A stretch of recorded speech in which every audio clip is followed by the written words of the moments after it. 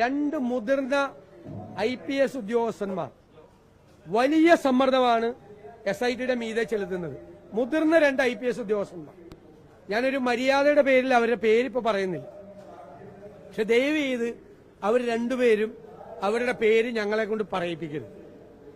മുഖ്യമന്ത്രിയുടെ ഓഫീസ് ചുമതലപ്പെടുത്തിയ രണ്ട് മുതിർന്ന IPS ഉദ്യോഗസ്ഥർ SITയുടെ മീതെ, SITയിലെ ഉദ്യോഗസ്ഥന്മാർക്ക് മീതെ അനാവശ്യമായ സമ്മർദ്ദം ചെലുത്തുകയും അവരെ സ്വാധീനിക്കാൻ ശ്രമിക്കുകയും ചെയ്യാം. ദയവീത് അവരതിൽ നിന്ന് പിന്മാറണം.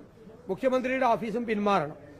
ഇല്ലെങ്കിൽ ഞങ്ങൾ അവരുടെ ഈ മുതിർന്ന രണ്ട് IPS ഉദ്യോഗസ്ഥരുടെ പേര് വിവരം വെളിപ്പെടുത്തേണ്ട ഗതികേടിലേക്ക് പറയാൻ പാടില്ല നോർമൽ കേസ്. പക്ഷെ ഇത് അവർ തുടർന്നാൽ ഉറപ്പായിട്ട് പേര് പറയും.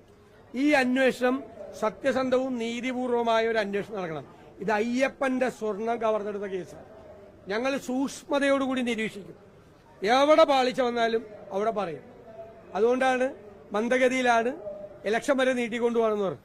ഇനിയിപ്പോൾ കോടതി കൂടി പരിശോധിച്ചിട്ട് കോടതി കൃത്യമായ അഭിപ്രായം പറഞ്ഞിരിക്കുക. അതിനെ തുടർന്ന് ആ അന്വേഷണം നല്ല രീതിയിൽ മുന്നോട്ട് പോകുമെന്നാണ് ഞങ്ങളുടെ പ്രതീക്ഷ. മുന്നോട്ട് പോകട്ടെ. എന്നിട്ട് നമുക്ക് SITയിൽ ഞങ്ങൾ ഇതുവരെ ഇപ്പൊ സംസാരിക്കുന്നത് വരെ ഞാനൊരു അവിശ്വാസം രേഖപ്പെടുത്തുന്നില്ല. അവരുടെ മീതെ സമ്മർദ്ദമുണ്ട്. നേരത്തെ ഉണ്ടായി. വാസുവിനെ അറസ്റ്റ് ചെയ്യുന്നതിന് മുമ്പും ഉണ്ടായി. പക്ഷെ അവരതിനെ മറികടന്ന് വാസുവിനെ അറസ്റ്റ് ചെയ്തു. ഇപ്പോഴും ഞങ്ങൾ സൂക്ഷ്മതയോടുകൂടി നോക്കുകയാണ്.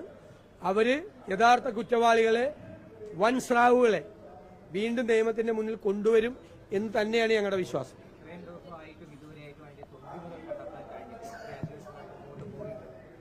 നമുക്ക് നോക്കാം.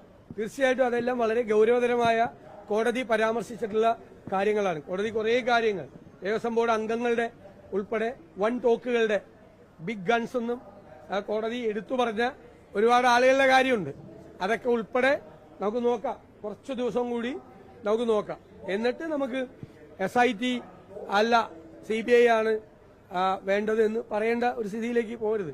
കേരള പോലീസ് നമുക്ക് വിശ്വാസം നഷ്ടപ്പെട്ട ഒരു പോലീസാണെന്ന് വരുത്തി തീർക്കരുത്. കോടതിയുടെ നേരിട്ടുള്ള നിയന്ത്രണത്തിലായതുകൊണ്ട്. ഇല്ലെങ്കിൽ ഇതൊക്കെ എങ്ങോട്ട് പോയെന്ന് നമുക്ക് പറയാമല്ലോ. ഈ അറസ്റ്റിലായ രണ്ടുപേരും അറസ്റ്റിലാവില്ലായിരുന്നു. ഗവൺമെന്റ് നിയന്ത്രണത്തിലായിരുന്നു SIT എങ്കിൽ ഈ രണ്ട് മുൻ ദേവസ്വം ബോർഡ് പ്രസിഡന്റുമാരെ അറസ്റ്റ് ചെയ്യില്ല. കുറെ ജീവനക്കാരെ മാത്രം അറസ്റ്റ് ചെയ്ത് ഇത് അവസാനിപ്പിച്ചേനെ. ഇനിയും വരണം. ഇനിയും ഉത്തരവാദികളായ ആളുണ്ട്. അത് മുഖ്യമന്ത്രിയുടെ ഓഫീസ് നിയോഗിച്ചിരിക്കുന്ന രണ്ടുപേരാണ്. അല്ല വരട്ടെ. സർവീസിലിരിക്കുന്ന ഉദ്യോഗസ്ഥരല്ലേ, നമുക്ക് പറയാം. അവര് നോക്കട്ടെ, അവര് പിൻവലിയൊന്നും നോക്കട്ടെ. ഞാൻ കൃത്യമായിട്ടാ പറയണേ. ഈ ശബരിമല ഉണ്ടായ സമയം പോലെ നമ്മൾ പറയുന്ന ഒരു കാര്യവും മാറ്റി പറയേണ്ടി വന്നിട്ടില്ല. കോടീശ്വരന് വിറ്റോ എന്ന് ചോദിച്ച കാര്യം കോടതി ശരിവെച്ചു. അന്താരാഷ്ട്ര റാക്കറ്റ് ഇതുമായിട്ട് ബന്ധമുണ്ടെന്ന് പറഞ്ഞത് കോടതി തന്നെ പറഞ്ഞു. എല്ലാ കാര്യങ്ങളും ഞങ്ങൾ പറയുന്നത് പോലെ തന്നെയാണ് നടക്കുന്നത്.